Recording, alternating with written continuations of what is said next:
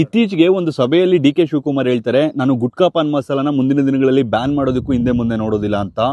ನೋಡಿ, ಗುಟ್ಕಾ ಪಾನ್ ಮಸಾಲ ಏನಾದರೂ ಬ್ಯಾನ್ ಆಯಿತು ಅಂದರೆ ಅಡಿಕೆಗೆ ತುಂಬ ಸಮಸ್ಯೆ ಆಗುತ್ತೆ. ತುಂಬ ಜನ ಹೇಳೋದು ಇವಾಗ ಪೈಂಟ್ಗೆ ಹೋಗುತ್ತೆ, ಅದಕ್ಕೆ ಹೋಗುತ್ತೆ, ಇದಕ್ಕೆ ಹೋಗುತ್ತೆ ಅಂತ. ಯಾವುದಕ್ಕೂ ಹೋಗಲ್ಲ.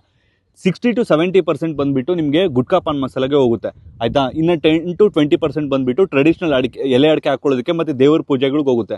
ಇನ್ನೊಂದು 5% ಪೈಂಟ್ಗೆ ಹೋಗುತ್ತೆ, ಅದು ಕೂಡ ಎಕ್ಸ್ಪೆರಿಮೆಂಟ್ ಲೆವೆಲಲ್ಲಿ ಇದೆ. ಆ್ಯಂಡ್ ಅಷ್ಟೆಲ್ಲ ಸಕ್ಸಸ್ ಆದರೂ ಕೂಡ ಬೆಳೆಯೋರ ಸಂಖ್ಯೆ ಅನ್ನೋದು ದಿನದಿಂದ ದಿನಕ್ಕೆ ಜಾಸ್ತಿ ಆಗ್ತಿದೆ. ಅಡಿಕೆ ನೀವೇ ಇಮ್ಯಾಜಿನ್ ಮಾಡ್ಕೋಬೋದು, ಬರೀ ಶಿವಮೊಗ್ಗ ಸುತ್ತಮುತ್ತ ಎಲ್ಲ ಕಡೆ ಕೂಡ ಅಡಿಕೆ ಬೆಳೀತಿದ್ದಾರೆ. ಸೊ ಅಡಿಕೆ ಏನಾದರೂ ಬ್ಯಾನ್ ಆಯಿತು ಅಂದರೆ ತುಂಬ ಸಮಸ್ಯೆಗಳನ್ನು ಅನುಭವಿಸಬೇಕಾಗುತ್ತೆ. ಅದಕ್ಕಿಂತ ದೊಡ್ಡ ಮೋಸ ಏನಪ್ಪ ಅಂದರೆ, ಈ ಥರ ಅಸ್ಸಾಮಲ್ಲಿ ಗಿಡಗಳು ನಿಮಗೆ, ಇದು ನಮ್ಮ ಕರ್ನಾಟಕದ ಚನ್ನಗಿರಿ ವೆರೈಟಿದು, ಅಸ್ಸಾಮಲ್ಲಿ ಇನ್ನು ದಪ್ಪ ಬರುತ್ತೆ, ಅಲ್ಲಿಂದ 12-13 ರೂಪಾಯಿ ತೊಗೊಬಂದ್ಬಿಟ್ಟು ಇಲ್ಲಿ 25-30 ರೂಪಾಯಿ ಮಾಡ್ತಿದ್ದಾರೆ. ಅದು ಕೂಡ ಅದು ಒಂದು ಸಲ ಅಸ್ಸಾಮಿಂದ ಇಲ್ಲಿಗೆ ಬರೋದಕ್ಕೆ 7 ದಿನ ಬೇಕು. ಸೊ ಗಿಡ ಎಲ್ಲ ಕೂಡ ಹಾಳಾಗ್ಬಿಡುತ್ತೆ.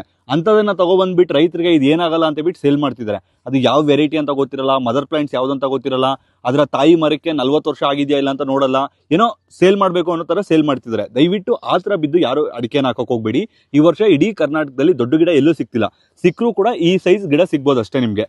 ಬಯಲ್ಸೀಮೆಗೆ ಏನಾದರೂ ಹಾಕೊಳ್ತೀರಾ, ಚನ್ನಗಿರಿ ವೆರೈಟಿಯನ್ನು ಹಾಕೊಳ್ಳಿ. ಅಂಡ್ ಅಡಿಕೆ ಏನಾದರೂ ಬ್ಯಾನ್ ಆಯಿತು ಅಂದರೆ one of the best option ಅಂದರೆ ಬ್ಯಾನ್ ಆಗಲ್ಲ, ಇನ್ ಕೇಸ್ ಸೇಫರ್ ಝೋನ್ ಇರಬೇಕು ಅಂದರೆ ನೀವು ಅಡಿಕೆಯಲ್ಲಿ ಅಂತರ ಬೆಳೆಗಳನ್ನು ಮಾಡೋದು ಬೆಸ್ಟ್. ಅದ್ರಲ್ಲಿ ಒನ್ ಆಫ್ ದ ಬೆಸ್ಟ್ ಬಂದ್ಬಿಟ್ಟು ಈ ಜಾಯ್ಕಾಯಿ, ಗ್ರಾಫ್ಟೆಡ್ ಜಾಯ್ಕಾಯಿ. ಇದರಲ್ಲಿ ಸೀಡು ಬರುತ್ತೆ, ಗ್ರಾಫ್ಟೆಡು ಬರುತ್ತೆ. ಸೊ ಈ ಒಂದು ಮರದಿಂದ ನೀವು ಕನಿಷ್ಠ ಅಂದ್ರೂ ಕೂಡ 5,000 to 10,000 ರೂಪಾಯಿ ಆದಾಯ ಮಾಡ್ಬೋದು. ಅದ್ರ ಜೊತೆ ನೀವು ಕಮರ್ಷಿಯಲ್ ಆಗಿ ನೋಡೋದಾದ್ರೆ ಒನ್ ಆಫ್ ದ ಬೆಸ್ಟ್ ಬಂದ್ಬಿಟ್ಟು ಪೆಪ್ಪರ್. ಬ್ರಿಟಿಷರು ನಮ್ಮ ಭಾರತಕ್ಕೆ ಹುಡ್ಕೊ ಬಂದಿದ್ದು ಕೂಡ ಇದೇ ಮಸಾಲೆ ಪದಾರ್ಥಗಳಿಗಾಯ್ತಾ. ಪೆಪ್ಪರ್ಗೆ ಯಾವುದೇ ಕಾರಣಕ್ಕೂ ಡಿಮ್ಯಾಂಡ್ ಕಡಿಮೆ ಆಗಲ್ಲ, ನೀವು ಆರಾಮಾಗಿ ಇದು ಹಾಕೋಬಹುದು. ಅದಾದ್ಮೇಲೆ ನಿಮಗೆ ಲವಂಗ ಗಿಡ ಬರುತ್ತೆ, ಲವಂಗ ಆದ್ಮೇಲೆ ಚಕ್ಕೆ ಬರುತ್ತೆ. ಎಲ್ಲದಕ್ಕಿಂತ ನೀವು ಕಮರ್ಷಿಯಲಿ ಮೇಂಟೈನ್ ಮಾಡಿ ಇದು ಮಾಡ್ತೀವಿ ಅಂದ್ರೆ ನಿಮ್ಗೆ ಲಾಸ್ಟ್ ಆಪ್ಷನ್ ಬಂದ್ಬಿಟ್ಟು ಯಾಲಕ್ಕಿ. ಬಟ್ ಇದಕ್ಕೆ ಮೇಂಟೆನೆನ್ಸ್ ಜಾಸ್ತಿ ಬರುತ್ತೆ, ನೆರಳಲ್ಲೇ ಬೆಳೆಯೋದು, ಮತ್ತೆ ಒಂದು 3 ತಿಂಗಳಿಂದ 6 ತಿಂಗಳವರೆಗೂ ಕೂಡ ವರ್ಷದಲ್ಲಿ ಇದು ಕೆಲಸ ಇರುತ್ತೆ. ಬಟ್ ಹೈಯೆಸ್ಟ್ ಪ್ರಾಫಿಟಬಲ್ ಬಂದ್ಬಿಟ್ಟು ಯಾಲಕ್ಕಿನೇ. ಸೊ ಈ ತರ ಅಡಿಕೆಯಲ್ಲಿ ಅಂತರ ಬೆಳೆಗಳನ್ನ ಮಾಡೋ ಮೂಲಕ ಇವು ರೈತರು ಒಂದು ಸೇಫರ್ ಝೋನ್ ಅಲ್ಲಿ ಇರ್ಬೋದು, ಮತ್ತೆ ಅಧಿಕ ಆದಾಯವನ್ನ ಮಾಡ್ಬೋದು. ಸೊ ದಯವಿಟ್ಟು ಯಾರಾದ್ರೂ ಅಡಿಕೆ ಬೆಳೀತಿದ್ರೆ ಅವ್ರಿಗೆ ಈ ವಿಡಿಯೋನ ಶೇರ್ ಮಾಡಿ. ಮತ್ತೆ ಇಷ್ಟು ಗಿಡಗಳು ನಿಮಗೆ ಹೋಲ್ಸೇಲ್ ಪ್ರೈಸಲ್ಲಿ ಎಲ್ಲಿ ಸಿಗುತ್ತೆ ಅಂದರೆ ಗ್ರೀನ್ ನರ್ಸರಿ ಅಂತ ಕೆಳಗಡೆ ಕಾಣ್ತಿರುವಂಥ ಕಾಂಟ್ಯಾಕ್ಟ್ ನಂಬರ್ಗೆ ಕಾಂಟ್ಯಾಕ್ಟ್ ಮಾಡಿದ್ರೆ ಎಲ್ಲ ರೀತಿಯಾದ ಮಸಾಲ ಪದಾರ್ಥಗಳು ಅವ್ರ ಹತ್ರನೇ ಸಿಗುತ್ತೆ. ಸೊ ಮಿಸ್ ಮಾಡದೆ ಈ ವಿಡಿಯೋನ ಎಲ್ಲ ರೈತರಿಗೂ ಶೇರ್ ಮಾಡಿ.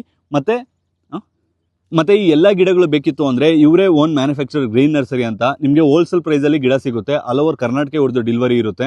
ಜಾಸ್ತಿ ಗಿಡ ತೊಗೊಂಡ್ರೆ ಫ್ರೀ ಡೆಲಿವರಿ ಇರುತ್ತೆ. 5, 10, 20 ಈ ಥರ ಎಲ್ಲ ಕೊಡಲ್ಲ. ಮಿನಿಮಮ್ ಒಂದು 500 ಗಿಡ ತೊಗೊಂಡ್ರೆ ಡೆಲಿವರಿ ಇದೇನು ಹೇಳ್ಬಾರ್ದು ಸರ್. ಈ ಗಿಡ ಎಲ್ಲ ಒಳ್ಳೆ ಕ್ವಾಲಿಟಿ ಗಿಡ ಬೇಕಿತ್ತು ಅಂದರೆ ಗ್ರೀನ್ ನರ್ಸರಿ ಅಂತ ಇವರೇ ಮ್ಯಾನುಫ್ಯಾಕ್ಚರ್ ಇರೋದ್ರಿಂದ ಬೆಸ್ಟ್ ಪ್ರೈಸಲ್ಲಿ ರೈತರಿಗೆ ಡೆಲಿವರಿ ಕೊಡ್ತಾರೆ. ಸೊ ಈ ವಿಡಿಯೋನ ಎಲ್ಲರಿಗೂ ಶೇರ್ ಮಾಡಿ. ನಿಮ್ಗೆ ಏನಾದರೂ ಗಿಡ ಬೇಕಿತ್ತು ಅಂದರೆ ಕೆಳಗಡೆ ಕಾಣ್ತಿರುವಂಥ ಕಾಂಟ್ಯಾಕ್ಟ್ ನಂಬರ್ಗೆ ಕಾಂಟ್ಯಾಕ್ಟ್ ಮಾಡಿ.